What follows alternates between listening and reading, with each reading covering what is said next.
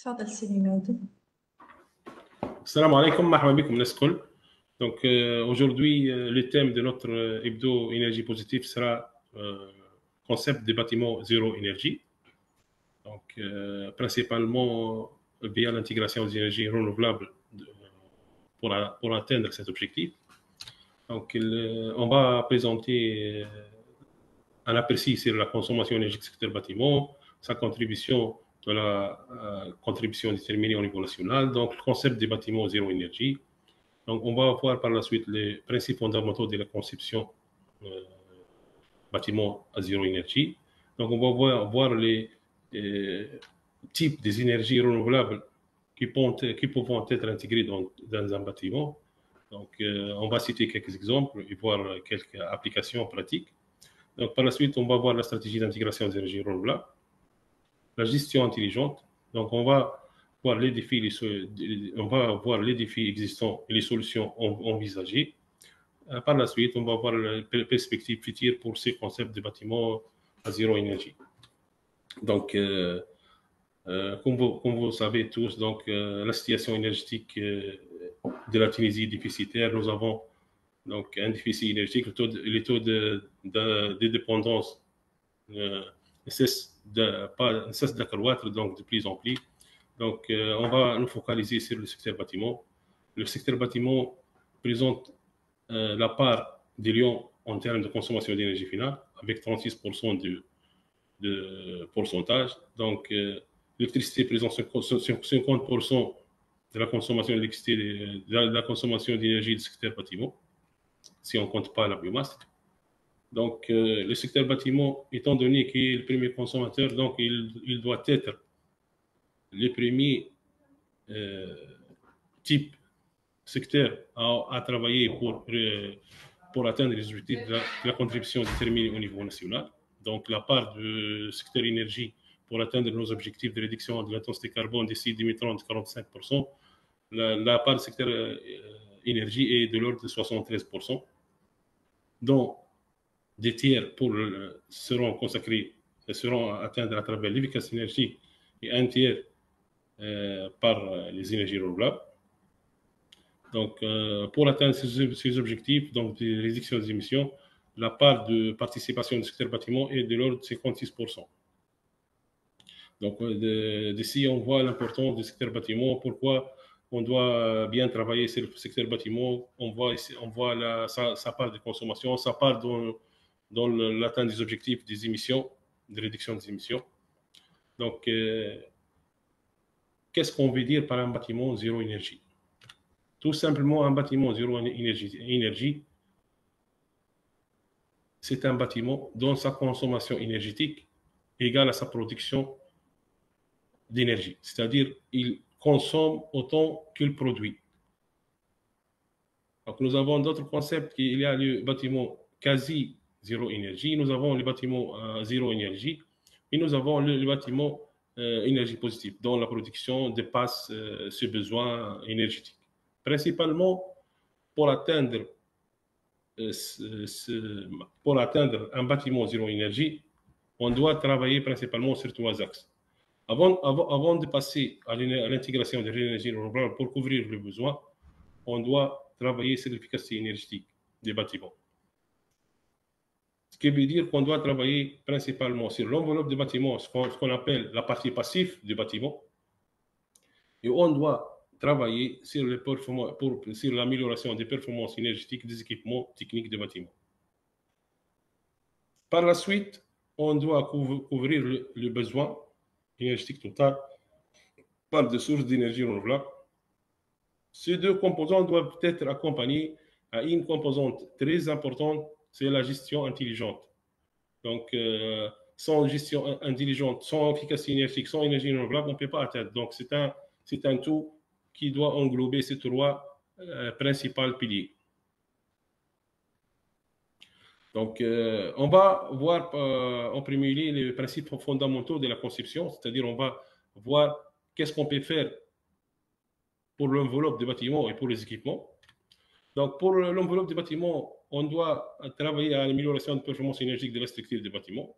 Si on dit structure, c'est-à-dire toiture, murs extérieurs, vitrage, ainsi que la conception et l'orientation du bâtiment. Une fois on a travaillé sur cet axe, on va réduire les déperditions thermiques, les apports internes et externes, les apports solaires et tout ça, donc on va améliorer les performances, donc on va réduire les déperditions. Donc on va baisser les besoins liés au confort thermique, les besoins liés à la satisfaction de notre besoin d'usage de ces bâtiments. Par la suite, on va atteindre déjà avant toute intégration de l'énergie renouvelable et gestion énergétique, on va déjà baisser la consommation du bâtiment dès la phase conception. Quelques actions types pour l'optimisation de l'enveloppe du bâtiment. Nous avons l'isolation thermique, que ce soit pour la toiture, pour le mur extérieur. Donc, on peut travailler sur la performance des menuiseries, donc avec à savoir le vitrage de double vitrage, donc vitrage à haute performance énergétique avec cadre à rupture de pont thermique. Donc, un autre facteur très important, c'est l'étanchéité à l'air du bâtiment, surtout pour les bâtiments climatisés. Donc, les apports, les infiltrations, lorsqu'on dit l'étanchéité à l'air, donc on parle des infiltrations incontrôlées de l'air qui vont participer à une déperdition importante de l'énergie. Donc, en plus, on doit travailler sur la gestion des rayonnements solaires, des baies vitrées, donc à travers l'amélioration des performances réfléchissantes. Donc, par exemple, on a recours à des films anti-chaleur, on dit films anti-chaleur, qui vont minimiser les apports solaires en été, donc pour réduire le besoin en climatisation. En plus, on doit travailler sur le choix des matériaux adaptés. Donc, on doit travailler sur des matériaux qui ont de bonnes performances thermiques en termes de conductivité thermique, mais en même temps en termes d'inertie thermique. Si on peut joindre ces deux performances, donc un bâtiment qui a une inertie thermique renforcée par une isolation thermique, donc une inertie thermique importante renforcée par une résistance thermique importante, ça va nous apporter un gain énorme en termes de consommation d'énergie.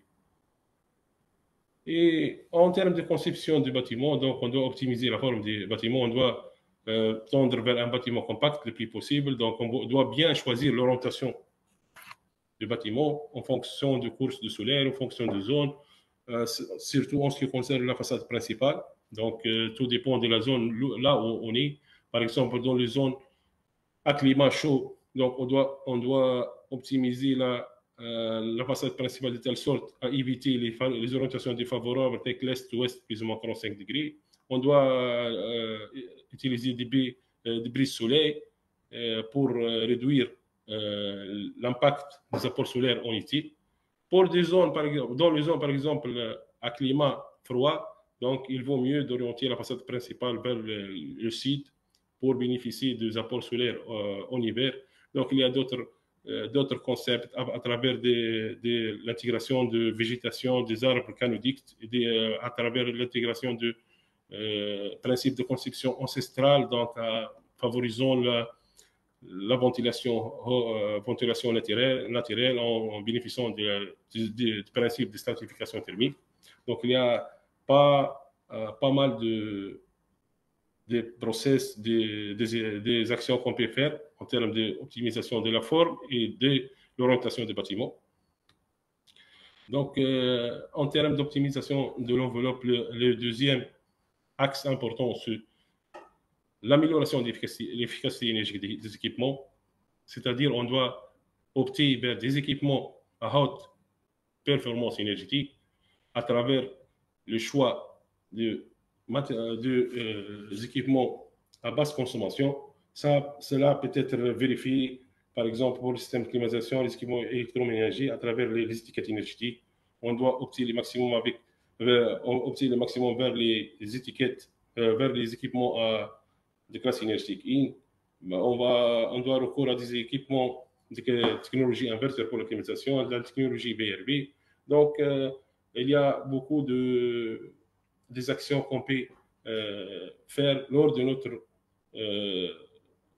notre conception le choix des équipements, donc pour atteindre le minimum, pour atteindre un équipement fiable, performant, avec minimum de consommation énergétique. Donc, maintenant, on va passer à la deuxième piste qui va nous amener à un bâtiment énergie nul. Donc, on va voir l'intégration des énergies renouvelables. Ici, on voit quelques exemples. Par exemple, pour l'énergie solaire photovoltaïque, l'installation solaire photovoltaïque peut être intégrée au niveau du toiture si nous n'avons pas de contraintes d'ombrage, contraintes de structure de bâtiment, résistance. Donc, on peut l'intégrer à la toiture. Sinon, on peut l'intégrer même aux façades, au balcon, même si on va perdre en termes de rendement, mais si on n'a pas d'autre solution. Donc, ça sera très bénéfique pour un bâtiment d'intégrer l'énergie solaire photovoltaïque. Aussi, on doit utiliser le chauffage d'eau solaire, donc comme des installations, que ce soit individuelles ou collectives. Donc, on peut chauffer l'eau chaude par l'énergie solaire, que ce soit pour l'eau chaude sanitaire, pour les aides sanitaires, même on peut l'utiliser pour les systèmes de chauffage centralisés. Donc, il peut être intégré avec une installation classique. Donc, on peut intégrer le solaire thermique donc, pour le chauffage d'eau sanitaire et pour le chauffage. Donc, aussi, on peut intégrer l'énergie éolienne.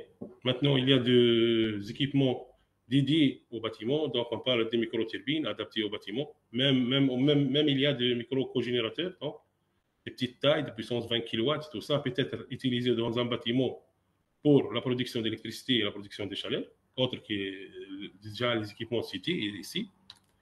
Donc, on peut bénéficier de l'énergie géothermique, que ce soit pour l'extraction de chaleur ou de froid à partir du sol. Peut-être appliquer cette technologie, peut être appliquée sur l'air de ventilation et climatisation.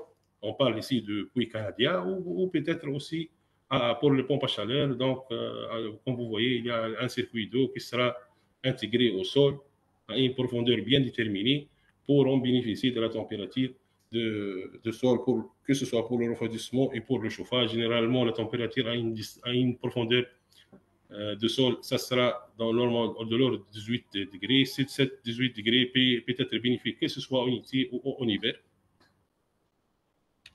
Donc, on peut aussi bénéficier de biomasse, donc, que ce soit à travers le biogaz ou les équipements tels que les chaudières, donc, qui utilisent des déchets organiques, donc pour la combustion. Ça, c'est un contexte spécifique dans des conditions bien déterminées. On peut utiliser ce type de technologie. Donc, on a vu un aperçu sur l'optimisation de l'enveloppe, les types des énergies renouvelables disponibles pour intégrer dans un bâtiment. Maintenant, on va voir la stratégie d'intégration des énergies renouvelables. Ça, c'est le rôle primordial des concepteurs, que ce soit les architectes et les ingénieurs. Donc, ils doivent être conscients de l'importance des paramètres déjà cités et comment intégrer les énergies renouvelables. Donc, parmi les axes principaux, donc, on doit travailler sur l'intégration architecturale. Donc, on doit faire des designs innovants pour intégrer les technologies à haute performance énergétique sans compromettre l'esthétique des bâtiments. Donc, il y a des solutions modulaires et préfabriquées donc, qui sont à construction facile, donc ce qui facilite la construction et la mise en œuvre. Déjà, ce type de solution, déjà, il sera dès le début à haute performance énergétique. On a la flexibilité de son emplacement, de son orientation et tout ça. Même on peut les déplacer par la suite pour des cas spécifiques. Donc, le smart grid, c'est à travers l'optimisation de la consommation grâce à des systèmes connectés. C'est très important d'avoir des interconnexions entre tous les équipements, l'accès et tout ça, donc le contrôle, le commande. Donc, le troisième pilier de bâtiment à énergie nulle, c'est la gestion intelligente.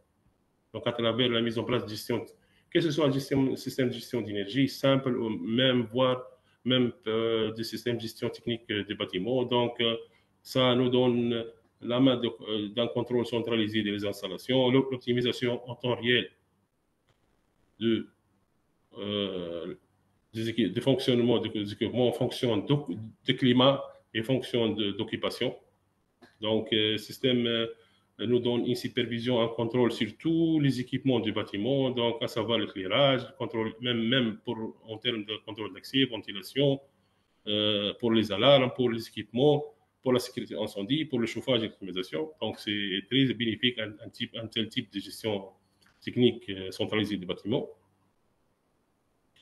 Donc, aussi, on peut utiliser la gestion intelligente de l'énergie solaire à travers les principes de net metering, le principe d'anticipation de production et l'ajustement de la consommation en fonction de données climatiques, en fonction des besoins réels du bâtiment.